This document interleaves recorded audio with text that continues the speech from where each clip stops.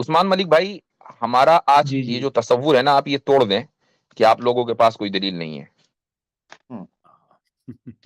क्या मतलब आप कह रहे हैं?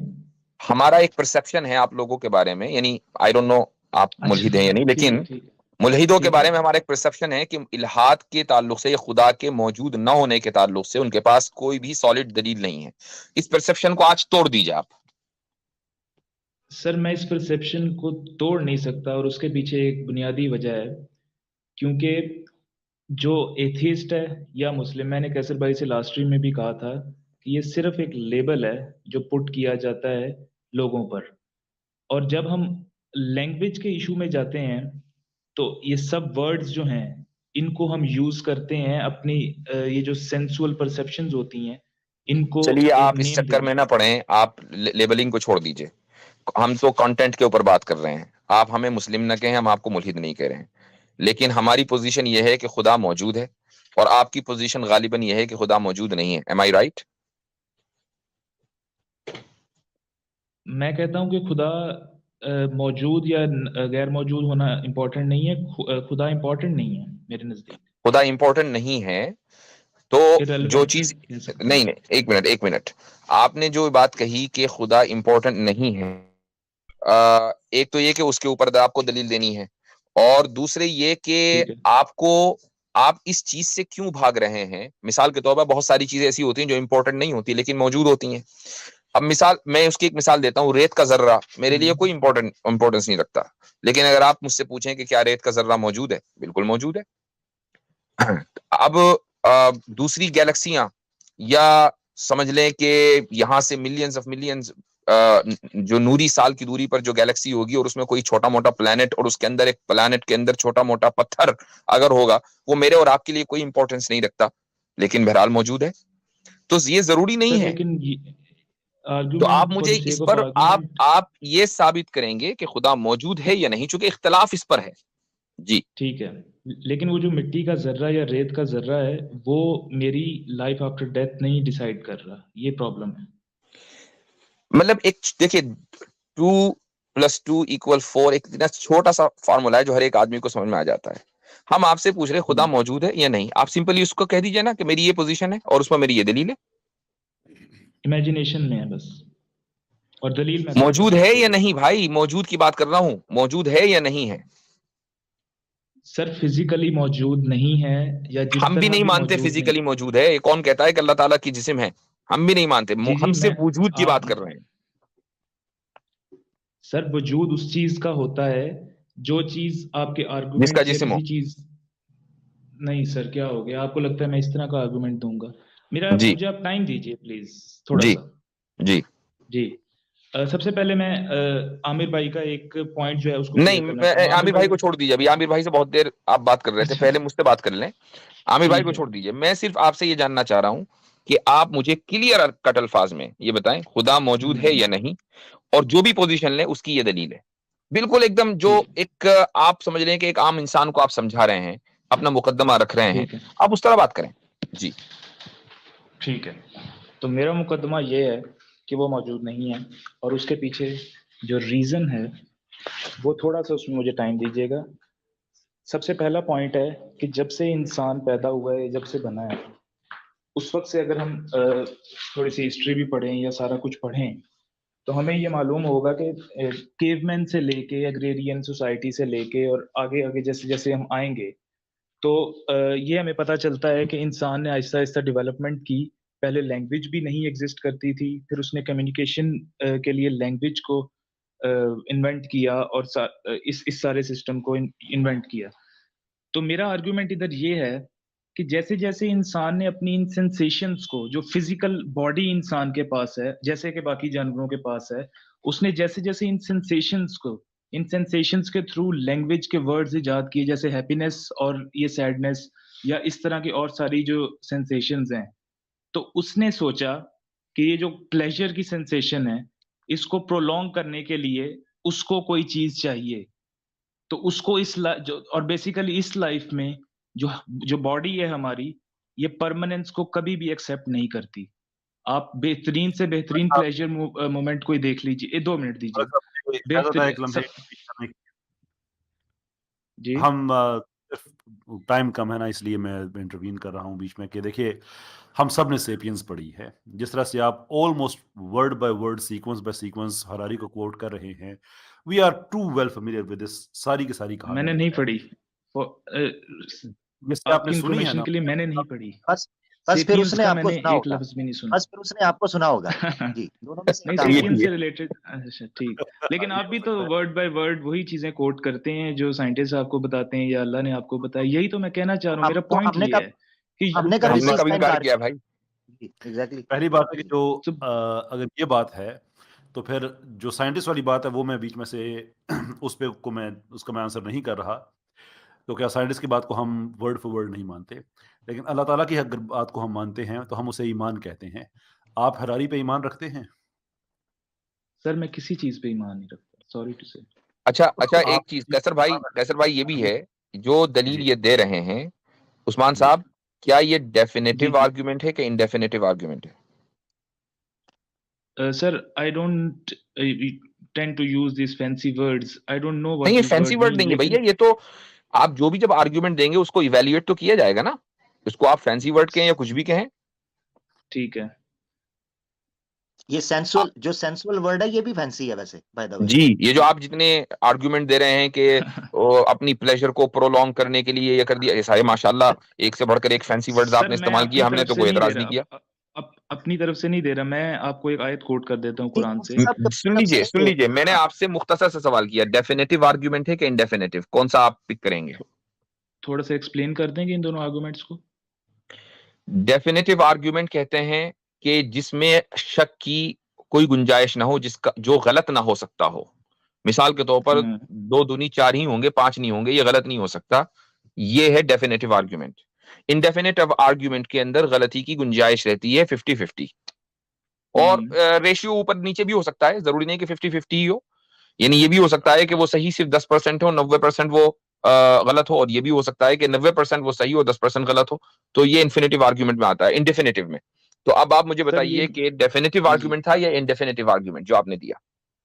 इसको अगर आप इस तरह लेना चाहें तो ये एक इनडेफिनेट आर्गुमेंट होगा, इनडेफिनेट। और ठीक है, इसकी बहुत वजह अच्छा, ये है आपने ऑनेस्टी का मुजाहिरा किया। तो ये एक जी, इंडेफिनेटिव आर्गुमेंट है। अच्छा, इनडेफिनेटिव आर्गुमेंट है।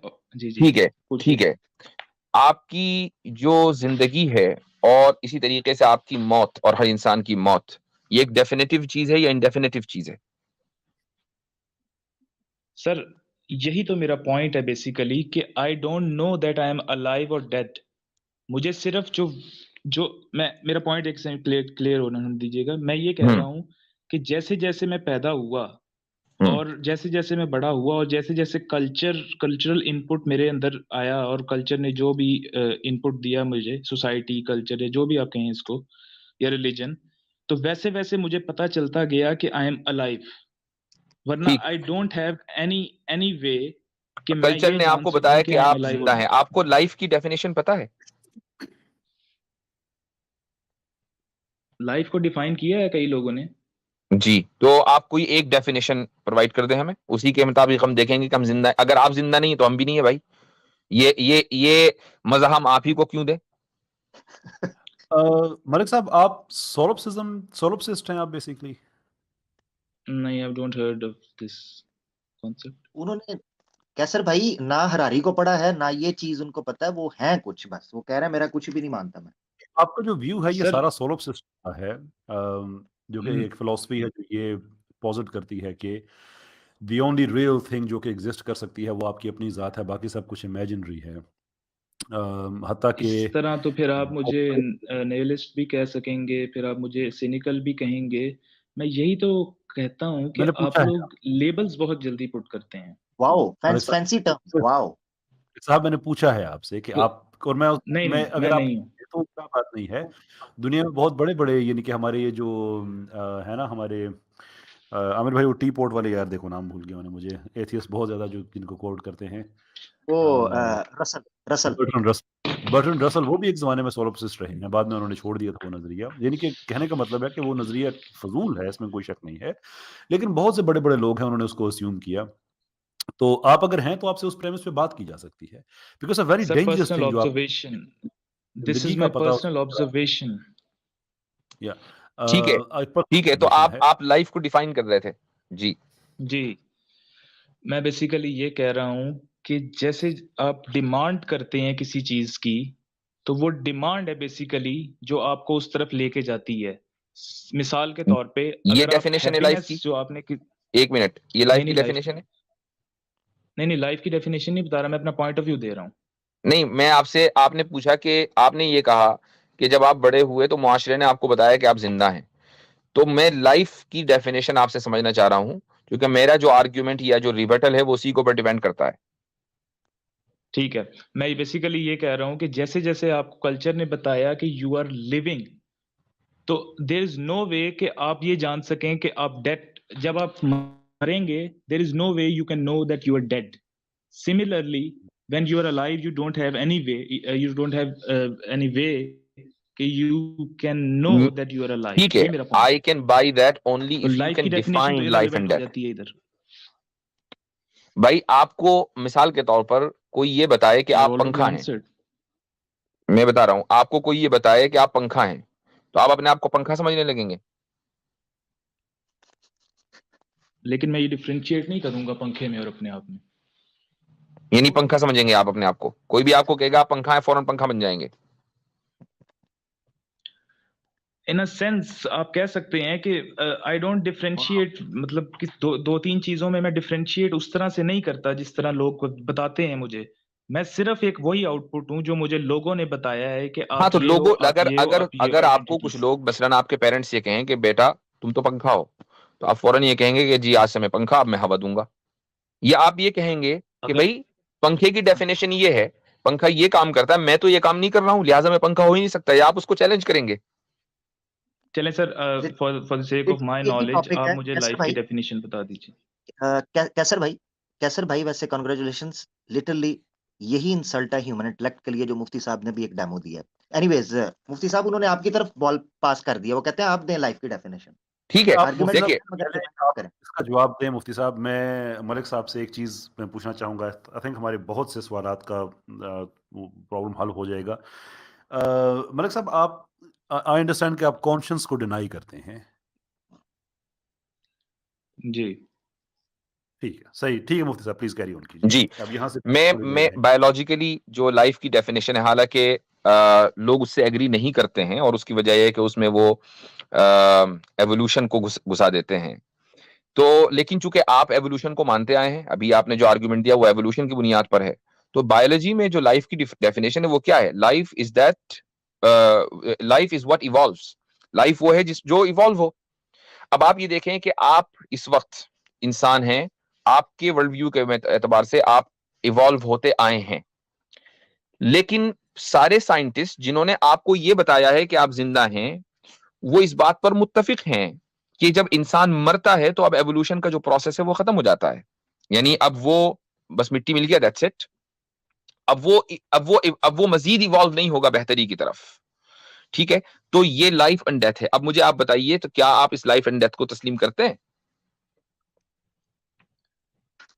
सर, बेसिकली यही पॉइंट है जो मैं भी कहना चाह रहा हूँ कि जब आप पैदा हुए हैं तब से लेके जब तक आप मरते हैं, तो आप इवॉल्व भी कर रहे हैं ना, बेसिकली हर मोमेंट में चेंज हो रहा है आपका।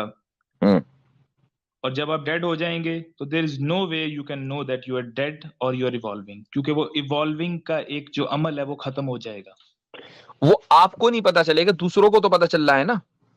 आप दूसरों को जो मर चुके हैं उनकी बुनियाद पर ये तो फैसला कर सकते हैं, और ये सर आर्गुमेंट ऑफ डिडक्शन है कि जितने लोग भी मरे हैं वो फिर इवॉल्व उनका नहीं हुआ, लिहाजा मेरा भी नहीं होगा। नहीं, आपके लिए तो नहीं होगा ना इसी को आपका तो हम एवोल्यूशन। आर्गुमेंट ऑफ डिडक्शन कहते हैं भाई।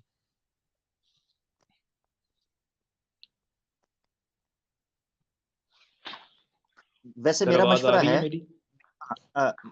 जी जी आपकी आ रही है। मेरा मशवरा है मलिक साहब के सोसाइटी से पूछे बगैर कभी जंगल में शेर के सामने जाके सिर्फ खड़े हो जाइएगा, वो आपको बता देगा आप एग्जिस्ट करते हैं कि नहीं।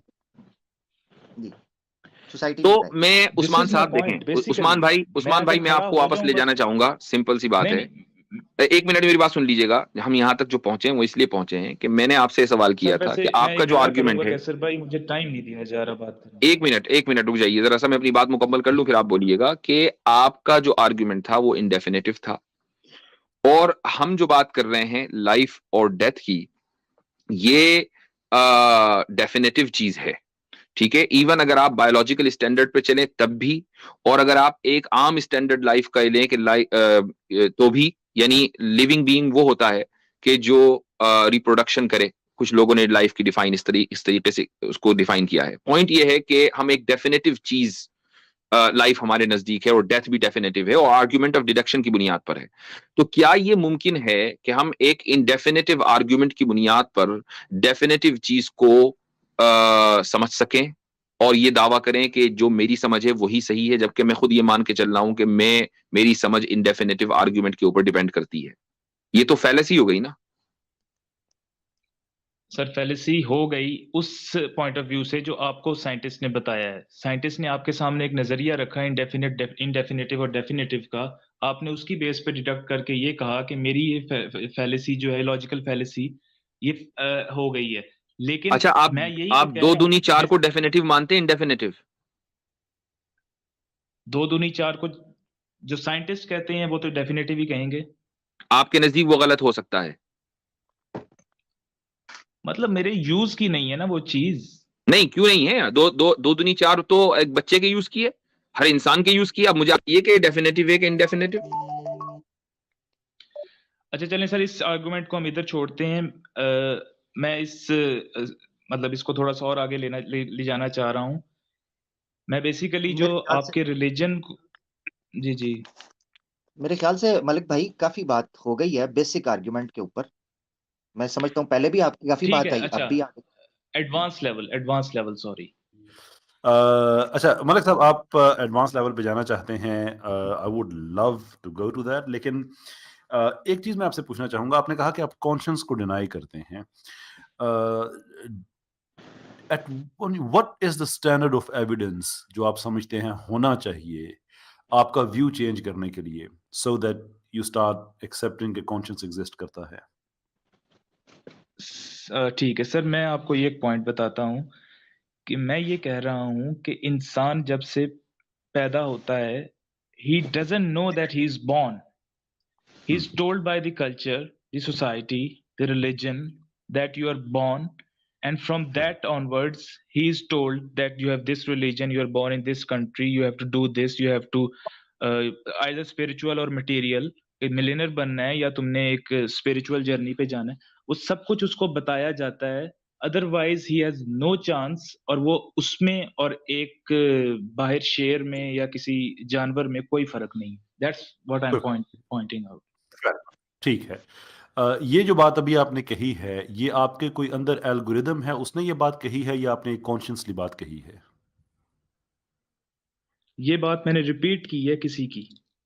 That's what I have done. लेकिन आपने कॉन्शियसली उसको इंटरनलाइज करके उसको सच समझ के मुझे कहा है, या कोई ऑटोमेटिक एल्गोरिदम चल रहा है जिसने ये आंसर दिया है? ये ऑटोमेटिकली निकल रहा है मेरे मुंह से, क्योंकि मुझे कोई चीज किसी आर्गुमेंट ने मुझे टच किया। मतलब ये ऑटोमेटिक है, ये बोलना भी ऑटोमेटिक है, जो आपके अंदर से भी हो ठीक रहा है और मेरे अंदर से भी हो रहा है। ठीक है, मैं समझ गया। सिर्फ मुझे फिर आप एक वजह बता दें कि मैं आपकी बात को सीरियस लूं। ऑटोमेटिकली जी। आप सीरियस इन अ सेंस, मैं ये कह सकता हूं कि आपके पास भी कोई आर्गुमेंट नहीं है आपकी थेरी का। That's what I am saying. Is that it?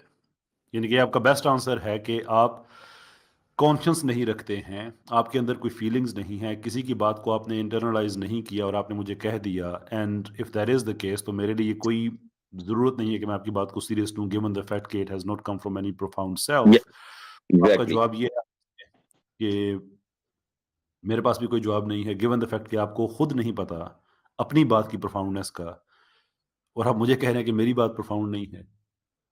Again, तो यही तो गिव मी वन यही reason that I should take seriously, given the fact कि ये किसी भी प्रोफाउंड सेल्फ से नहीं आ रही है। उस्मान मलिक भाई, अगर आप ये चाह रहे हैं कि हम रोबोट से डिबेट करें, तो क्या ये मुनासिब होगा? और आप हमसे ये मुतालबा करें कि हम रोबोट को के सामने अपने आर्ग्यूमेंट्स रखें, वो सर रोबोट यू जो योर हमारे सेल्फ। आर्ग्यूमेंट्स को इंटरनलाइज ना कर सके, तो क्या ये हम वेस्ट ऑफ टाइम नहीं होगा ये हमारे लिए? या आप इसको ये कहेंगे कि एक बहुत फ्रूटफुल डिस्कशन है कि हम एक मुझे बात याद आ रही है, हमारे यहाँ जो अरबिक लिटरेचर है उसमें एक बल्कि फारसी में जो अरबी लिटरेचर आया है ट्रांसलेट होकर, उसमें एक कहावत है, हिस्सा है वो, और उसको उसके लिए लफ्ज इस्तेमाल होता है बुज़े अखफश, यानी अखफश की बकरी। तो अखफश जो है वो नहवी थे, ग्रामरियन थे, और बहुत ही ज्यादा कमजोर स्टूडेंट थे। तो जब उनके टीचर उनको नहव पढ़ाते थे तो वो अपनी बकरी को जाके सुनाया करते थे। अच्छा, अगर बकरी ऊपर नीचे को सर हिलाए तो समझते थे कि यार ये समझ गई मेरी बात, और अगर दाएं बाएं को हिलाए तो फिर दोबारा रिपीट करते थे। तो बुज़े अखफश जो है ये वाकया बड़ा मशहूर हुआ। तो अब सबको पता है कि अखफश की जो बकरी है वो समझ नहीं रही थी और अखफश अपना टाइम जाया कर रहे थे। तो कहीं आप हमें अखफश तो नहीं बनाना चाह रहे हैं? हाँ, नहीं, nice joke. Joke? Did you enjoy the चलें sir, joke? He How did you enjoyed the enjoy joke. He enjoyed the joke. without self, अब without अभी conscience? इन्होंने How did you? जी, इन्होंने एक फीलिंग इंटरनलाइज कर दी हमारे सामने ही। वाह सर आप बोलने का मौका नहीं देंगे तो फिर मैं कैसे बोलूंगा? यार, ये एंड में लाजमी। कैसर भाई, वैसे जितने आर्ग्यूमेंट्स हैं उनमें ये कॉमन वैसे मैंने ट्रेड देखा है, एंड में कहते मौका नहीं मिला जी। आप तीन ये इकट्ठे सही। बोली जा रहे हैं तो मैं कैसे बोलूंगा? मैं आपकी तरह तो नहीं हूँ मैं कि बीच में मैं तो इंटरप्ट सबसे करके। कम इसलिए बोला हूँ, लेकिन आप मुझे देखें अब कैसर ऑडियंस भाई में एक आपको नई नहीं कह रहा, इन्वेंशन। कैसर मलिक भाई साहब, यानी आपको मैं नहीं कह रहा। सारुल मैं अख्तर साहब कह मुसलसल 2 या रहे 3 हैं। मिनट बाद मैंने बात की है, मुसलसल 2 या 3 मिनट बाद। अच्छा आप चलें, for the sake of argument, just for the sake of argument मैं कुरान पे आना चाहूंगा, उस पर बात कर सकते हैं? नहीं। कैसर भाई के सवाल का जवाब दीजिए ना कि क्यों बात करें हम आपसे हम्म, कुरान पर। आप तो इंटरनलाइज नहीं कर सकते ना किसी भी चीज को, हम चाहे जो भी कहेंगे आप कर ही नहीं सकते, चूंकि आपने अपनी पोजीशन क्लियर कर दी है कि आप महज नकल करते हैं, आप इंटरनलाइज नहीं कर सकते। तो क्यों बात करें हम आप पर, उसका कोई गुड रीजन दीजिए। मेरी पोजीशन ये है कि जैसे जैसे मैं बड़ा होता गया हूँ, जैसे जैसे आपकी एज होती जाती है, वैसे वैसे आप चीजों को मतलब जो भी आपको कल्चर या सोसाइटी आपको देती है, उन चीजों को आप जैसे एक कंप्यूटर है, उसमें एक डाटा फीड किया जाता है, तो वो कंप्यूटर वही चीज आपको एक बटन पे आपको प्रोवाइड कर देता है। वो मैं कह रहा हूँ, आपको उस सेंस में कह रहा हूँ, इंटरनलाइज नहीं करते। आप इसको समझ रहे हैं कि मैं आपको कह रहा हूँ कि we are just like robots. आप टाइम पर देंगे तो मलिक मैं साहब बात पता है करूंगा। उसमें इंटरेस्टिंग चीज क्या है? मलिक साहब, अब आपने क्वेश्चन पूछा तो मैं उसका रिस्पॉन्ड कर रहा हूँ, फिर आप ये ना कहिएगा कि बात आपको नहीं करने दी जा रही। डिफरेंस ये है कि कंप्यूटर को अगर हम ये किस्सा फारसी वाला सुनाए ना, तो ये कभी भी नहीं कहेगा नाइस जोक, बिकॉज उसको इंटरनलाइज नहीं कर सकता। कंप्यूटर आर्टिफिशियल इंटेलिजेंस का तो आपने सुना होगा मेरे ख्याल से कैसर भाई। There is no such thing as artificial intelligence. It's simply a linguistic monopoly. ये गलत लफ्ज़ है. There is no such thing as in artificial intelligence. तो आप अगर गूगल पे कोई चीज Mhm. सर्च करते हैं, Yeah, तो how it is able to you see record your voice and आपको रिजल्ट्स कैसे वो प्रोवाइड करता है? कोई टेक्नोलॉजी that's है ना वो? yeah the algorithms पे काम कर रही है. तो नाइस एल्गोरिदम्स। जोक मलिक साहब, नाइस जोक जी। अच्छा चलें, अब कोई थोड़ी अच्छा, सीरियस बात कर सकते और हैं? मलिक साहब सॉरी, आप खुद ही बता चुके हैं कि आपके जो रिस्पॉन्सेज हैं वो भी एल्गोरिदम बेस्ड हैं। Yeah. आप अभी थोड़ी देर पहले कहकर आए हैं। तो आप में और गूगल में क्या फर्क है? अब हम गूगल से क्यों डिबेट करें? सर मेरा पॉइंट ये नहीं है गूगल, मैं ये नहीं कह रहा, मैंने आपसे अभी क्लियर किया है। मैं ये कह रहा हूँ कि जिस तरह आपकी एज होती है, आपको जो चीज बताई जाती है वही चीज आप रिपीट कर रहे हैं। आप लोग इतने प्रो इस्लामिक क्यों हैं?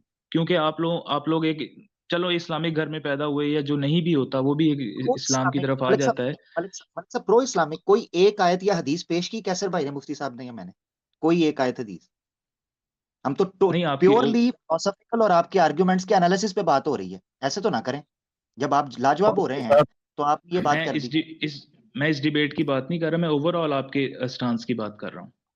नहीं, और हम इसके इस साथ वक्त की एक चीज़ और भी ऐड कर दीजिएगा कि आप क्या एक ऐसी फैमिली में पैदा हुए थे जहाँ पे आपकी अपब्रिंगिंग के दौरान आपको ये बताया गया था कि आपको जो हम बता रहे हैं यही सारा सच है, ना कोई खुदा है, ना कोई रिलीजन है, सब एल्गोरिदम्स पे चल रहा है, या एक्चुअली आप एक इस्लामी फैमिली में पैदा हुए थे? नहीं, मैं एक इस्लामी फैमिली में पैदा हुआ था, लेकिन तो फिर ये बेसिकली जैसे जैसे मैं हम पे बड़ा ये होता गया। आपने कही हुई है कि जैसे-जैसे हमें बताया गया हम वैसे हो गए और यही इंसान की नेचर है, that is the ultimate truth. लेकिन ये ट्रूथ आपकी अपनी ज़ात पे अप्लाई नहीं होता। आप इस्लामी फैमिली में बदल होके पैदा होके जो कुछ उन्होंने बताया उसको डिनाई करके आपने एक और पोज़ीशन ले ली। वो क्यों ली? क्योंकि मुझे कोई और पॉइंट ज़्यादा अपील किया। That's what why. No sir, आपका आर्गुमेंट ये है कि जैसे-जैसे आप बड़े होते हैं, जो कुछ फैमिली आपको बताती है और माशरा आपको बताता है, जो बातें आप कर रहे हैं, जितनी भी फिलॉसफीज़ आप कह रहे हैं, ये बेसिक एक्चुअली ये नाइलिस्टिक फिलॉसफीज़ हैं, एक्चुअली ये सोलोपिसिज्म में भी हम कट इन कर रहे हैं। ऑल ऑफ दीज़ फिलॉसफीज़ ये हमारे माशरे का हिस्सा नहीं है। सो ये आपका स्पेशल स्टेटस क्यों है कि हम तो मज़हबी इसलिए हो गए कि मज़हबी घरों में पैदा हुए थे and that is the ultimate truth, but somehow ये ट्रूथ आप पे अप्लाई नहीं हुआ एंड यू चेंज्ड? लेकिन आप मुझे जब नाइलिस्टिक फिलॉसफी का सब्सक्राइबर कह रहे हैं, तो बेसिकली मैं तो नहीं हूँ नाइलिस्टिक फिलॉसफी का subscriber. So you do think कि आपकी ज़िंदगी का पर्पस है कोई? कायनात का पर्पस है कोई? Not that grander purpose that religious people talk about. उसके अलावा नॉन रिलीजियस पीपल के यहाँ कोई कोई पर्पस है कोई? इंसानी ज़िंदगी का, एग्ज़िस्टेंस का, फिनोमेना का? ल आप जब जी रहे हैं या जो भी आपको बताया गया है, वो इटसेल्फ एक या पर्पस है। जब मीनिंग आपको है पता लाइफ़? आपको चलता है कि प्लेजर जब आप ये प्लेजर देखते आपके हैं नजदीक पर्पस है। जब आप ये देखते हैं कि इस लाइफ में कोई पर्पस नहीं है, तो आपकी उस थिंकिंग से एक और यू सी हायर पर्पस और ग्रैंडर पर्पस बॉर्न हो जाता है। मैं एक आयत कोट करना चाहूँगा, प्लीज़ मुझे चलें, मौका दीजिएगा। रुक जाइए। अगर आपके नजदीक आप ये कह रहे हैं कि जो लाइफ हम जी रहे हैं वही हमारे नजदीक पर्पस है, तो प्लेजर और पेन आपके नजदीक पर्पस में शामिल है या नहीं? प्लेज़र और पेन पर्पस में शामिल इस तरह से है कि वो जिस तरह से भी प्लेज़र हो, जब है आप शामिल या नहीं? सब कुछ है, जो भी ठीक आपके है, सराउंडिंग तो में हो रहा है, वो है और वो प्लेजर एक और पेन सेंसुअल शामिल एक्टिविटी है, है। तो फिर आप हिडनिस्ट हुए। अनदर लेबल यही मैं आपसे कह रहा हूँ शुरू से कि आप लेबल्स बड़ी जल्दी पुट करते हैं, वही आपका काम है भाई बस। ये वाले लेबल हमारे बनाए हुए नहीं है, ये तो आप ही लोगों ने बना रखे हैं कि जो प्लेजर और पेन को पर्पस बनाएगा उसको हिडनिस्ट कहेंगे। हम तो वही रिपीट कर रहे हैं एल्गोरिदम की बुनियाद पे। अब आपको मुझे प्रॉब्लम क्या पता है? है मुझे पता है हिडनिस्ट उनको कहेंगे जो प्लेज़र और पेन को अपना पर्पस बनाएँगे, लेकिन उसकी बेस पे वो एक ग्रैंडर पर्पस उसको बना के पेश करते हैं ना प्लेज़र और पेन को, उसकी बेस पे एक स्पिरिचुअल अ, मतलब पाथवे देते हैं ना, मैं तो वो नहीं दे रहा, मैं तो कह रहा हूँ नहीं सिंपल स्पिरिचुअल, फिज़िकल नहीं नहीं बीइंग्स नहीं हैं नहीं हम नहीं इधर। नहीं, ये कोई जरूरी नहीं है, ये कोई जरूरी नहीं है कि वो स्पिरिचुअल पाथवे दें। उनमें से बहुत से लोग खुसूसन फोक हीडनिस्ट जो हैं, वो तो जो दुनियावी प्लेजर होता है वो चाहे जिस तरीके से भी आए, वो किसी भी तरीके से आए, जानवर बनकर भी आए, वो उस प्लेजर को अपना अपना मकसद बनाएंगे। इन्हीं को फोक प्लेजर हीडनिस्ट कहा जाता है। ठीक है, आपके लेकिन मैं वो टोन में थोड़ी-सी तलख़ी महसूस हो रही है मलिक साहब, क्या बात है? करख्ती करख्तगी तलख़ी थोड़ी-सी। सर तल्ख़ी इसलिए है क्योंकि मैं आप लोगों का उस वक़्त से किसी भी टोन में मैंने आप लोगों का मज़ाक नहीं उड़ाया। लेकिन यू हैव मेड मतलब सो मच आप हँसे हैं, सारा कुछ है। आप लोगों ने वही बात पूरी की है जो कुरान में खुदा काफ़िरों के बारे में कहता है कि ये तुम लोगों का मज़ाक उड़ाते हैं, मुसलमानों का। तो बेसिकली जब इससे डिबेट अगर हो रही हो तो उस तरह से किसी पे हँसी करना या तो मुझे आप निकाल दें इस डिबेट से या फिर बात करनी है तो ऑन अ सीरियस नोट कीजिए। यू सी इस बात के बाद आपको भी हँसना चाहिए जो मैं कहने लगा हूँ कि जितनी आपके लहजे में इस वक़्त फ्रस्ट्रेशन है, जितनी आपको तलख़ी है, मेरा कंप्यूटर कभी भी मुझे ऐसे जवाब नहीं देता। आपके अंदर ये फीलिंग्स कहाँ पे डेवलप हो रही हैं गिवन द फैक्ट कि कोई प्रोफाउंड सेल्फ भी नहीं है, कोई कॉन्शियस भी नहीं है। कहाँ पे आपको ये तलख़ी फ़ील हो रही है जिसका फ़ीडबैक हमें मिल रहा है?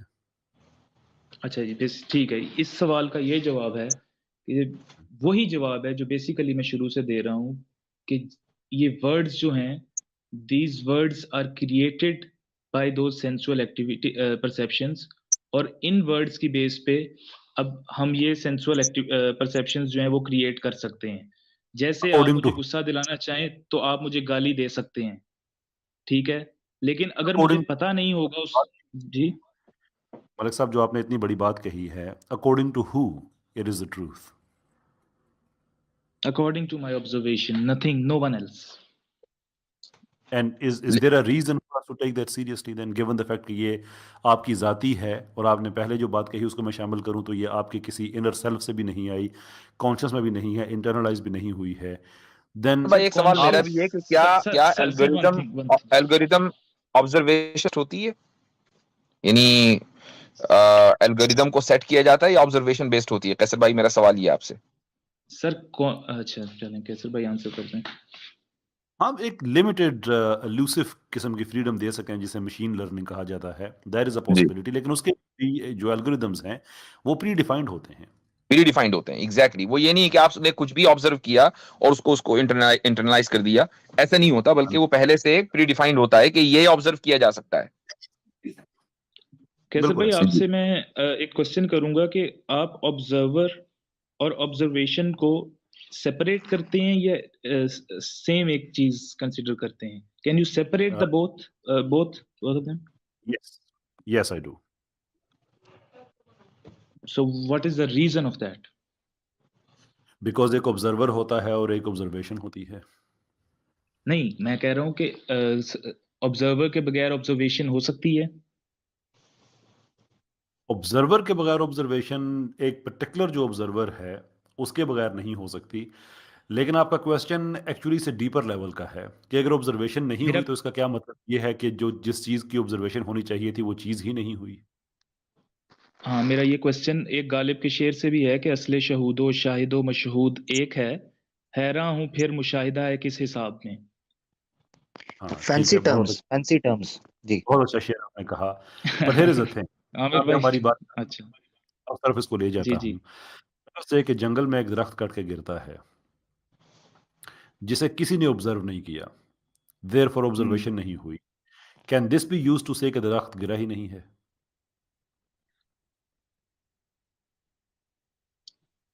लेकिन जब दरख्त गिरा है उसको किसी ने ऑब्जर्व नहीं किया, या तो कौन कह रहा है जो दरख्त गिरा है? यही तो मेरा क्वेश्चन है।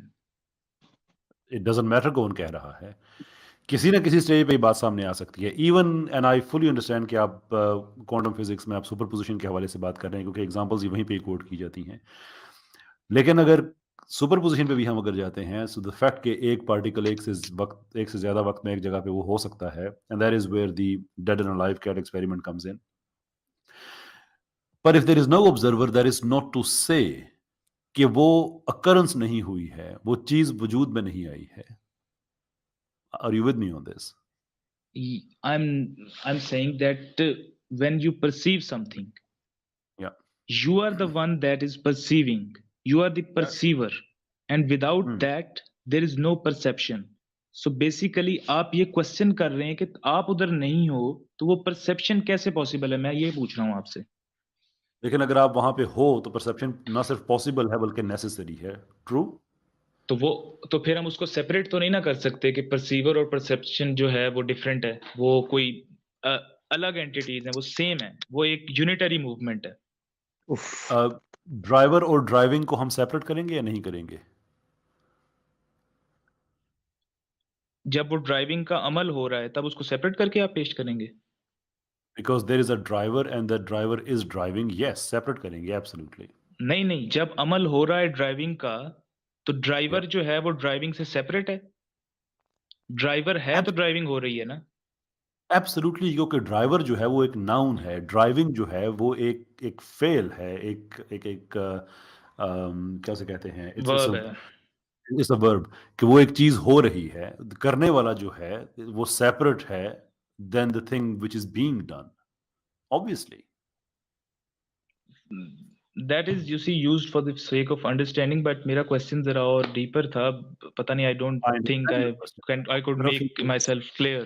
कैसर भाई देखें, मेरे ख्याल से गुफ्तगू सिर्फ इतनी होनी चाहिए कि आपकी डेफिनेटिव आर्गुमेंट क्या है खुदा नहीं के है ना। अदम वजूद पर। वो है नहीं मेरे ख्याल से, वरना तो फिर हम ड्रैग करते रहेंगे, चलते रहेंगे। सॉरी टू से, आप मजीद इंटरटेन करना चाहें, it's entirely up to you. Last point, अच्छा last point sir, last point if you अच्छा विल एक और अलाउ मी। चीज अच्छा मलिक साहब जो आपने जी मिसाल जी दी है मैं सुन भी रहा था, थोड़ा सा मैं इधर उधर भी हो गया।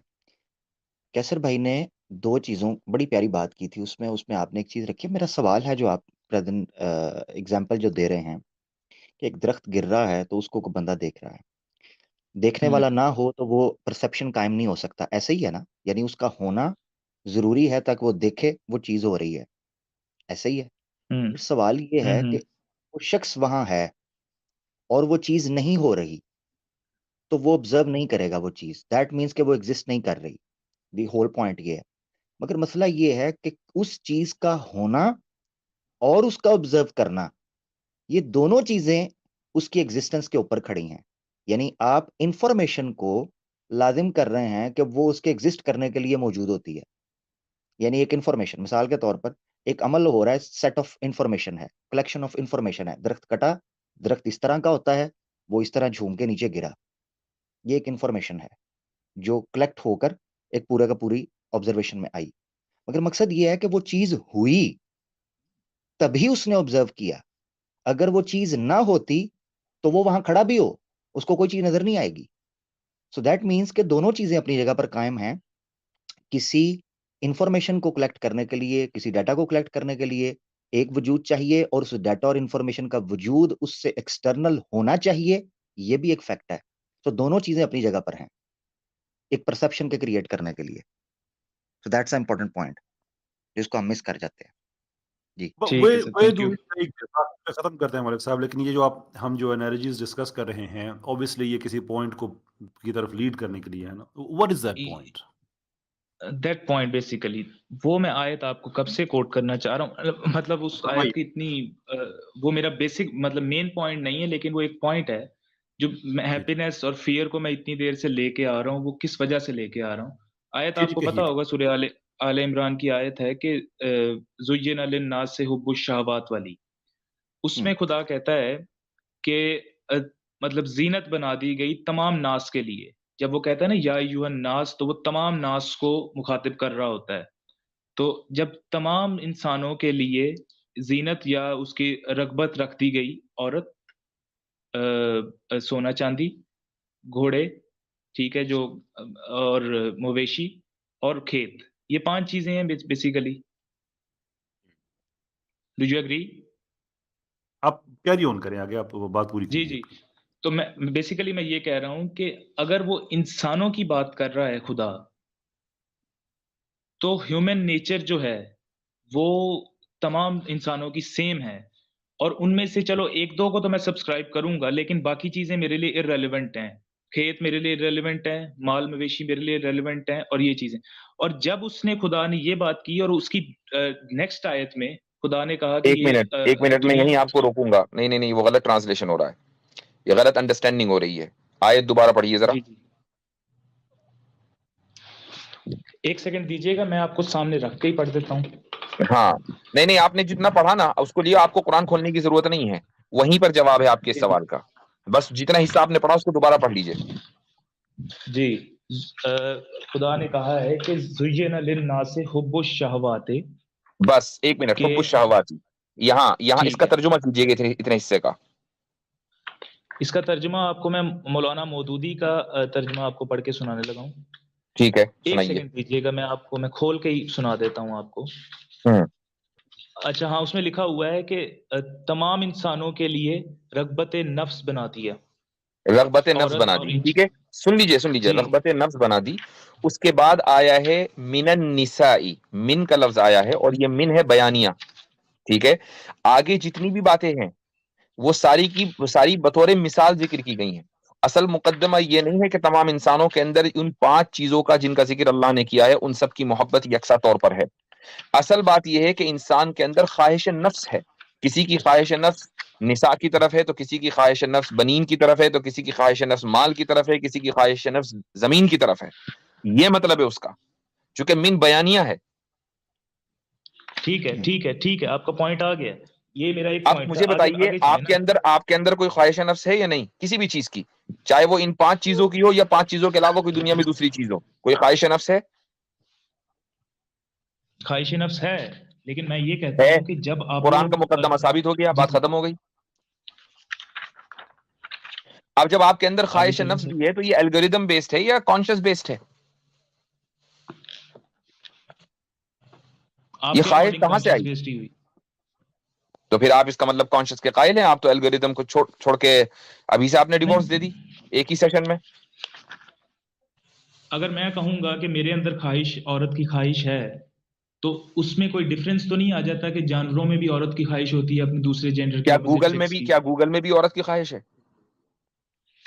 सर मैंने अपना अपना आर्गुमेंट एनिमल से ज्यादा रिलेट किया था। गूगल तो मैंने मिसाल के तौर पे, जैसे आप इधर मिसाल के तौर पे कह रहे हैं ना, वैसे भी मैंने भी उधर मिसाल के तौर पे कहा था। एग्जैक्टली गूगल नहीं कहा था अपने आप को। श्योर। एक क्वेश्चन मैं भी मलिक साहब आपसे पूछ लूँ अब, लिटरली अब ना, अब आपसे इजाज़त चाहेंगे इसके बाद, सिर्फ ब्रीफली इसको एड्रेस कीजिएगा प्लीज़, कि आप औरत की ख्वाहिश और किसी जानवर को, किसी फीमेल की ख्वाहिश, अगर कोई जानवर है, बिल्ला है मिसाल के तौर पे, वो किसी बिल्ली के साथ बाय फोर्स सेक्सुअल इंटरकोर्स कर रहा है, इज दैट सेम एज के एक मर्द है वो किसी औरत से बाय फोर्स सेक्सुअल इंटरकोर्स कर रहा है?